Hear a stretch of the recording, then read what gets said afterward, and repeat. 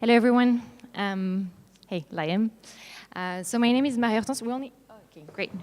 We have 4, so let's see.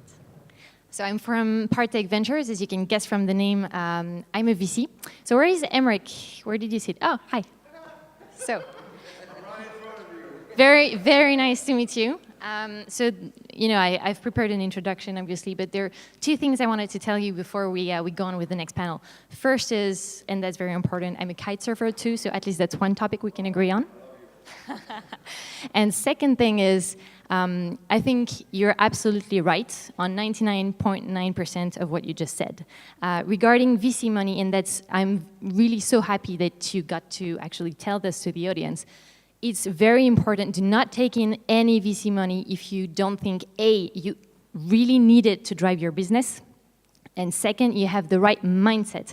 Because VC money is really for companies that are growing on steroids. It's a very specific type of ambitions and mindset, and you're right, they're shooting for the stars. It's not made for everyone.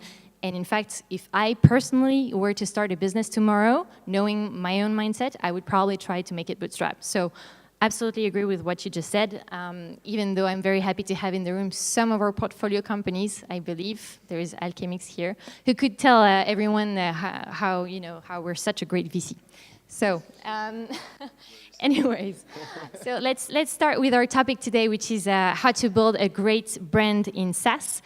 So I'm very happy to actually be here together with Liam, Matthieu, and Jonathan.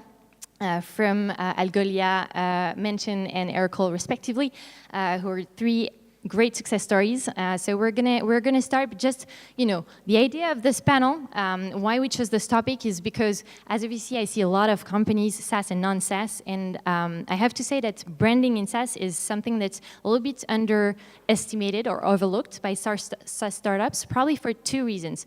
The first is, let's face it, you guys are in a B2B environment. It's unsexy and it's very challenging to build something that's a compelling brand in a B2B environment where there are maybe 20 companies out there interested in your product versus building a sexy consumer product brand. So that's the first thing. And the second thing is, you, as part of a SaaS company, you probably are very metrics driven. And typically, this kind of organizations tend to spend their money and efforts on activities that are yielding an immediate ROI and that are easily measurable. And that's very hard to do for branding. However, we all know that branding is absolutely key to the long-term success of SaaS companies. We're at Salesforce. The simple fact that if you think CRM today, you think about Salesforce is the sign that great success stories mean great brands that actually own their space. So, without further introduction, we're going to start with basically introduction of each of our panel members. Do you guys have no? So I have to pass this around. Okay. All right. We'll make it work. Smart. Okay. So, Jesus. So much power. All right. So first thing first, I'd like each of you to quickly introduce yourself and describe the brand of the company you're working for or have founded in 1 simple sentence. Challenge. Really quick, do you want us to describe the brand or the company in 1 sentence? The brand. Oh, that one's easy. Okay. I've been working on this for the last 7 months, so this is it. This is the final exam. Don't buckle under pressure now. So my name is Liam. I used to run a blog called The Rude Baguette, and now I am the brand director at a company called Algolia. We are modest but bold. Wow. I'm not even sure. I know what Algolia does, but I just didn't understand that one. But okay.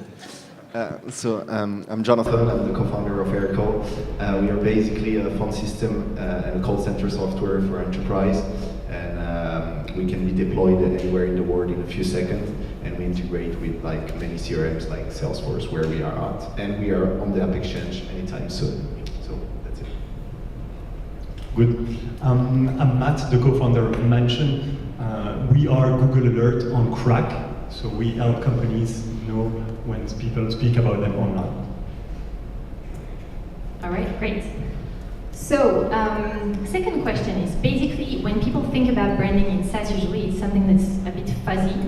But being an ex-consultant, I have a tendency to basically rely everything to the process. So, I'd like to ask each of you how you came to actually the brand platform that each of your company has developed.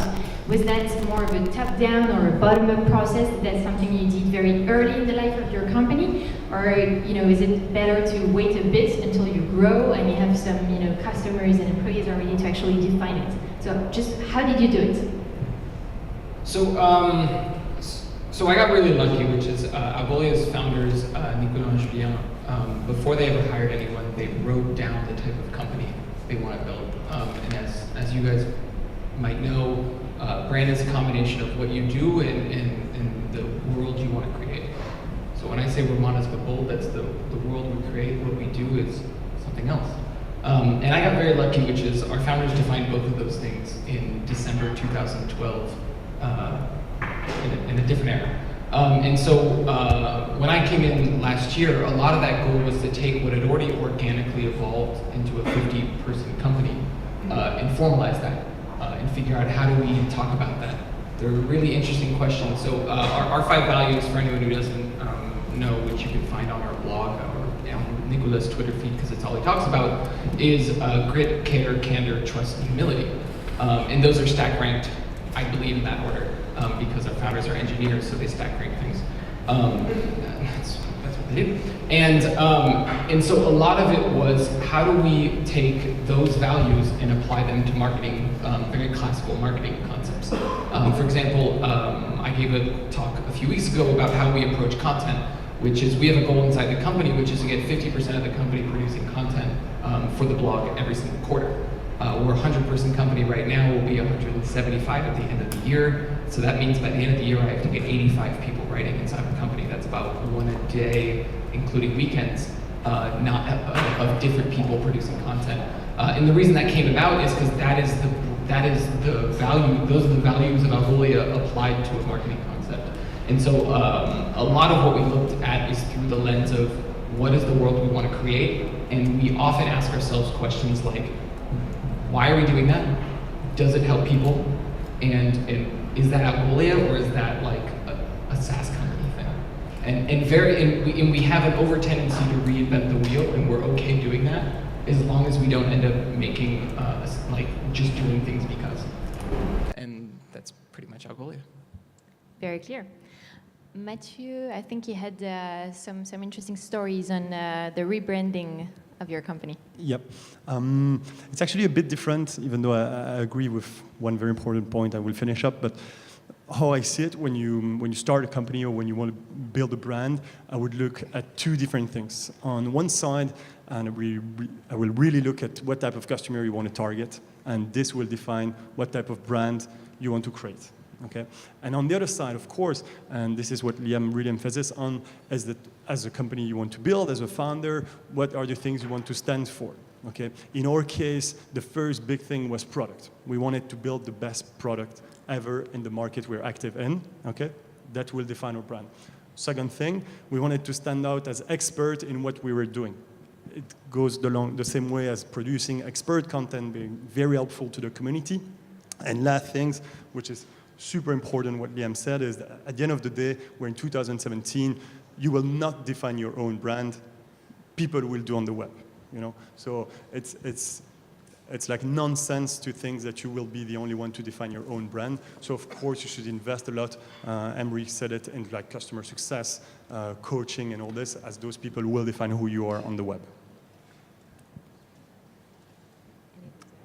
Okay, so for us, I mean, to answer a little bit what you said just before, is that in the beginning, I think when you found a company, of course, the decision, like the branding, is like really top down, because you have your idea, you have in mind what you want to do, and most of the time you think you have no competitor, or at least you don't want to be compared to your competitor, because you want to say, hey, no, my competitor are boring, etc. So you use different words. You don't want to use like a boring word from the industry. You want to have your own wording and finally invent something new that is revolutionizing your area of business. So that's what we did in the beginning. Of course, it's a mistake, but you learn it after, when you start to get your first employee, your first client, and your first client that asks you why they call you, what are you guys doing actually? Because it's not clear on your website. And it's just because you just don't use the right wording in your industry. In our case, we were using like some fancy wording that were not defined in the industry. So instead of being like just a call center software or a phone system for enterprise, we would have said, hey, we are a phone support software. We are like a support software used for by support people just over the phone. And people were not just understanding clearly. And so with the first employees coming, they told us, hey, people don't understand. Actually, the right wording is a call center software. And when they told me that, honestly, I was really, really destroyed. I was like, wow, I'm doing a call center software? Well, I thought I'm going to revolutionize the world of the phone system, of the telephony. And no, finally, I'm just a phone system, like a call center. And no, but at some point, you realize it's a bottom-up thing. Your employee, your client knows no better than you in some sense what you sell because they use it.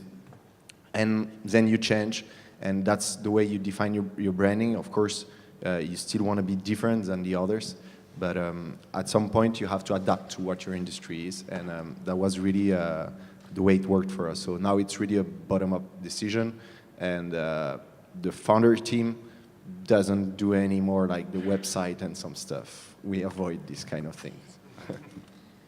All right, that's some good advice. Thanks. So from what you've said, it seems that brand is something that really evolves over time as the company grows and leads its life. Many people today see brand as some very monolithic thing that is, a static message that you deliver in the same way to everyone.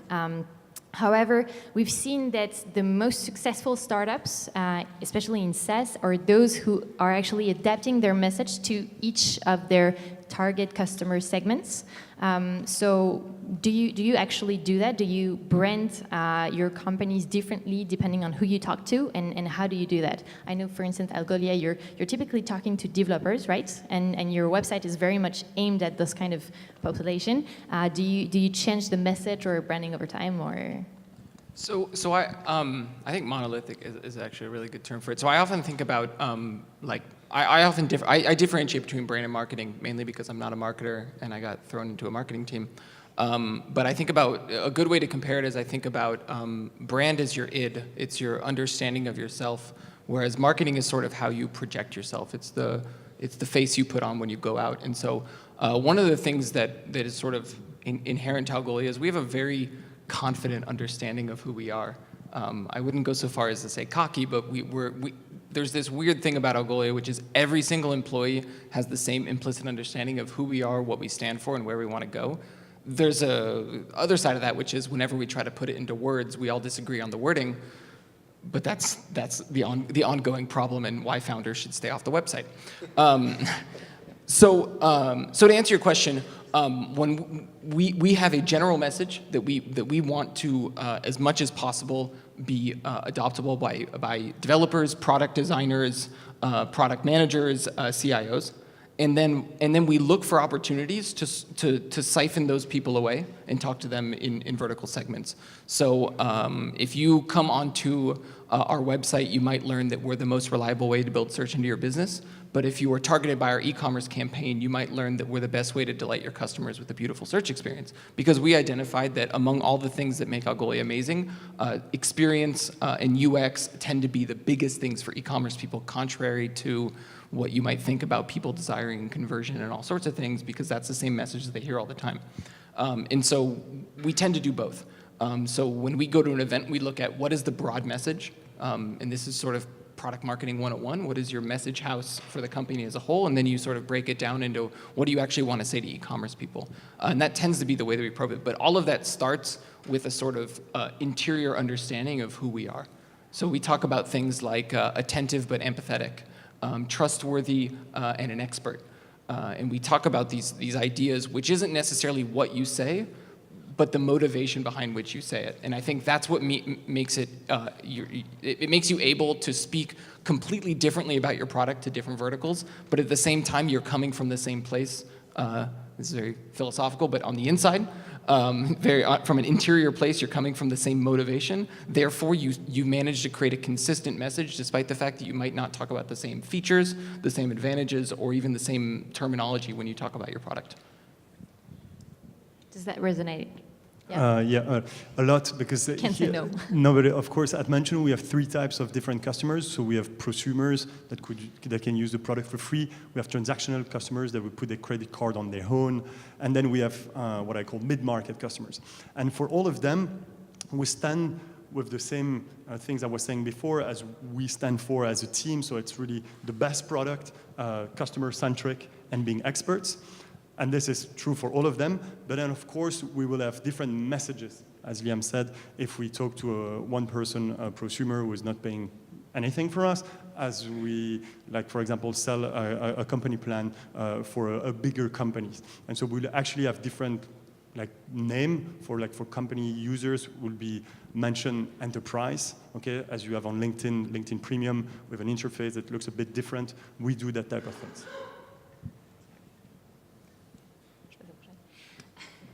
So, and a thing that becomes very complicated as your brand evolves over time and you produce more and more materials that, across different channels for different type of events, offline, online, different types of distribution networks, different types of audience. It gets really tricky to have a sort of, to keep it very coherent across channels. So basically, I know that some of you have encountered this challenge to sort of, keep it consistent, keep a message that is, the same across channel and that conveys the important part of your brand in a sort of constrained way, especially difficult for teams also that are spread in different countries and that can have a tendency to sort of take some liberties to adapt the brand locally, so to speak. So how do you ensure that there is some consistency? Do you have some people actually dedicated to be sort of the guardians of the brand of your company?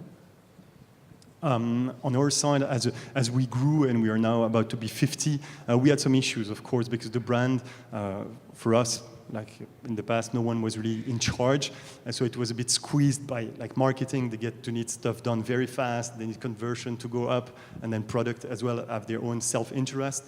So that's why actually our lead designers became, as you said, kind of the brand. Like the brand mentor, guarantor, and so everything needs to go through that team or that person to be validated to make sure we have a brand that is respected across all our networks or type of users. So Liam, I think that's your role within Algolia. So how do you manage that? And also from a very, very concretely from an organizational point of view, is your role transverse? How do you communicate with all the parties that are actually involved in the brand platform? Yeah, so there's a few things there. Like I said earlier, I came in less to create I came in to create the cohesiveness that already existed. Like before I wrote an article on the blog, our engineers wrote articles on the blog. Before I created a logo, our CTO created a logo, I think. But as we started to bring people in, there was a necessity to formalize that. And a good way to think about it is how do you scale your ability to have a cohesive brand, right? You start to create this. In Algolia, we talk about ownership versus support. We're not quite a holacratic company, but we have a very distributed ownership-oriented workflow, which means that you don't have teams and a hierarchy as much as you have people who take on ideas. So with respect to brand, I took on the idea of saying how do we make this brand consistent, whether we're publishing a blog post, going to an event, people are coming to our website, or there's an article about us in TechCrunch, or even worse, an article about us that we didn't solicit, which is much more interesting as a brand objective to try to control. And so today that brand is controlled both visually through our design and integration team and through words, through myself and the content team. And a lot of that is creating tools and frameworks for people to make it so that the entire company can express the brand. Ultimately, if you meet someone at Salesforce, ideally you'll have the same experience as if you talk to Mark Benioff about Salesforce. And so the idea is every employee, every interaction, whether they go to an event or they're at a bar wearing a t-shirt, they're a representative of your brand. And so the idea that we focus on is how do we give those people the best tools in order to be able to do that on our own without having to micromanage. Like we don't lock down the brand as much as we try to give it a boost. So concretely, we built a communication overview tool that gives anyone access to understand, like, if someone says, how many customers do we have today, what do you say? You can actually pull it up on your phone pretty easily. But Algolia is a very transparent organization, so that's one of the benefits of transparency is you can give people as much as you want. And we have tools like brand guidelines. We have an amazing design team that just, whenever you need something, they'll just throw it up in less than 24 hours, and they're really talented. And so a lot of that is figuring out how do you make it so that anyone can get access to what they need in order to express the brand outwardly. We need to take in some of that best practices at Partech. So if you can come and brief us, it would be great. I've given feedback to Philippe in the past. I'm happy to come by. Sure. So as a SaaS startup grows, and especially in the early days, it's super important to build a brand that is, before all, credible in front of the customers or the prospects that you're trying to sign up. And there is one thing that's important in that process is the role of logo customers, typically customers that have a brand that is wider than yours, and you can benefit from their sort of umbrella effect when you sign a contract with them. So is this something that you experienced in the early days of your company? Did you specifically sign logo customers to add them? I know, by the way, that there is a testimonial of Aircall on Mention's website, or the other way around. So maybe that's part of. All right. So maybe that's part of that strategy. But basically, how did logo customers actually have a role in that? So I mean, in our case, it was really the case. Very early at Aircall, we are very transparent as well with our employee on MRR. Everyone knows everything about every single metric, and very early, I think we were less than 8K of MRR. We got Deliveroo, which was like already $1 billion company. We convinced them with a lot of, lies. Sorry to say that, but it was the beginning. The product was hard, and I mean, we convinced them. They were happy with it, so they started. And at some point, it was very helpful for us to sell the fact that we had Deliveroo. Few weeks after. A few months after, like maybe 2 or 3 months after, we got Uber. We got Uber on board, and that got really serious because, of course, in the early stage, what you need to convince the people is that your company won't die tomorrow, that your product rocks, it's amazing, and it's going to bring value because everyone looks for value in SaaS and when you buy your product. And so by telling them, hey, look, we have Uber as customers, we have them in several countries, we have Deliveroo, these people, they're probably way smaller than those companies, and they just see this company as example, and they say, okay, if those companies are using Aircall, it means that Aircall is great, and we should use it too. So it was really part of our strategy. We are always doing, like on our blog, some guest posts, trying to have testimonials from those companies that are way bigger than us, and that were confident in Aircall, while we were like a bunch of dudes not in a garage, but in a small office, and it worked pretty well. And I mean, it's just like an effect on other companies when you say, hey, I work with Uber, they just think, okay, wow, we have an amazing product in front of us, let's go, and no hesitations. Okay. One last question, maybe if we have time. Yeah, 2 minutes. Okay. So one last question is about acknowledging competition in your own branding. As a VC, obviously we get a lot of pitch decks, and there is always this famous competition slide with a 202 matrix, such as the one you showed us, Enrique. And typically, the startup is going to be on the top right quarter, and everyone else, including leaders in the space, in the bottom left. I see a lot of SaaS companies trying to somehow brand their product in the same way, with a special landing page on their website, featuring them and their features and service level against competitors, and sort of crossing where they think they're better. Is that something that's a smart acquisition or branding strategy, or does it expose your brand? Does it put you at risk in any way from a business or maybe legal perspective? On our side, I have two stories. I don't have yet the exact answer, but I have two stories. The first one is actually my pitch. We compare a lot to Google Alerts. And this is actually one of the best acquisition strategy. So when Google Alerts goes down, if you look at on the web, like best alternative to Google Alerts, #1 will be mentioned. So we love to compare ourselves to a very, very bad competitors because we are really 100 times better than Google Alerts. So this is the good part of the story. This really helped us like take off with Mention very, very rapidly. Then the other bad part of the story is actually with Gilles, who was an intern at Mention, now co-founder of Livestorm, the best webinar software. No, but actually with Gilles, at one point in time, we're looking at Zendesk and all the Help Scout, and everyone on the support space, they compare themselves, you know, how like Help Scout compared to Zendesk, and we said, okay, let's do the same. We've done it, not very rigorously in terms of product future and all this. It was on a website for more than a year. And like a month ago, I received an email from big lawyers in the US asking me to do something about this. And this was pretty painful. Of course, all the pages went down in less than 10 seconds. So thank you, Gilles, for that. So we don't know yet, but I think it's worth trying. As long as you don't lie, you know, I truly believe we are 100 times better than Google Alerts. What we have done with Gilles was a bit trickier, I think. Great. I mean, in our case, in the beginning, we had a few competitors, of course. We always try to not look at them. But very, very early stage, we started to have several companies like being built on the exact same model, business models than us, and doing like some AdWords on our name. So right now, if you write Aircall on Google, you're gonna have 3 or 4 companies doing like AdWords on us. I mean, we always choose to never compare each other to another company on our own website because, unfortunately, I'm sorry, I always thought it looks cheap. You don't want, if they don't know the competitor, why should they know it when they go on your website? Of course, it could be like a hidden web page, but what you sell, you want to sell it to the people that knows about the business. They come, they understand the value, and if they want to compare, they will compare anyway.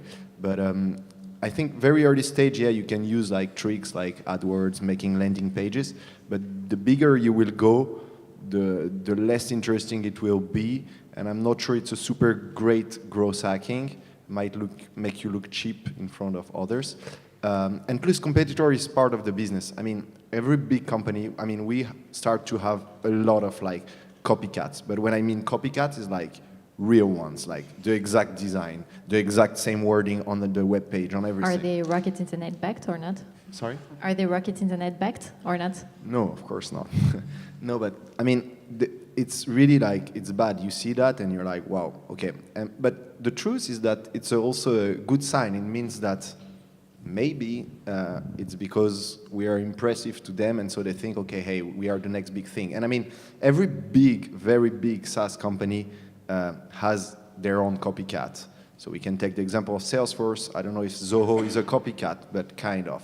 Zendesk, Freshdesk, Twilio, Plivo. I mean, there is several like that. So should never be scared of your competitors and just do the extra mile, and you're going to eat them sooner or later. There's a really good rule of thumb, which is if your competitor is bigger than you, like Google, for example, it's really good to compare yourself to them. And if they're smaller than you, or you want them to be smaller than you, and it's a close call and it's vague, don't bring them up.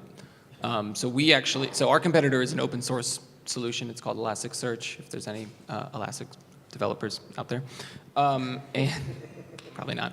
But maybe. We recently started for the first time publishing a side-by-side comparison on very specific verticals on a very specific subsection, because Elasticsearch is everything from user-facing search to Logstash and analytics. We actually use Elasticsearch on our own product. And we published a side-by-side comparison, and it was a big move as a company because for the longest time, for the first couple of years, the founders didn't want to be compared to Elasticsearch because they saw themselves as completely different. But as we got bigger, that became the only thing that was a bigger fish in the sea than us. And so now it became evident that we had to explain to people why we were different, how we were different, and what that meant, and why that could be beneficial in certain use cases.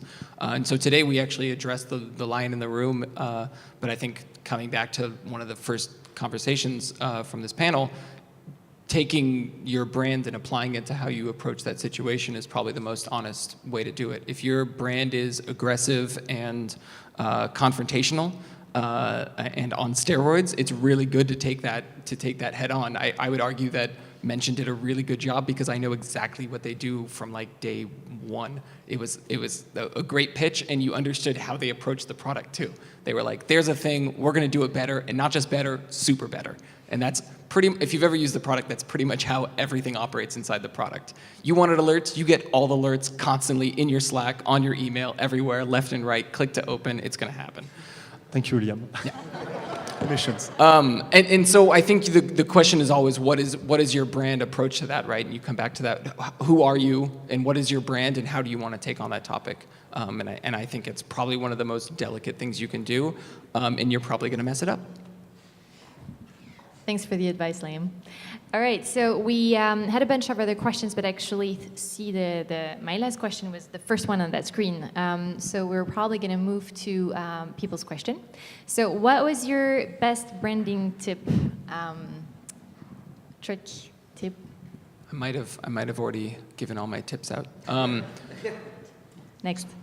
So I don't know. I didn't know a lot about brand before I started this job, and I invented my title, which was a terrible decision because it put me in a place where people were going to ask me for branding tips.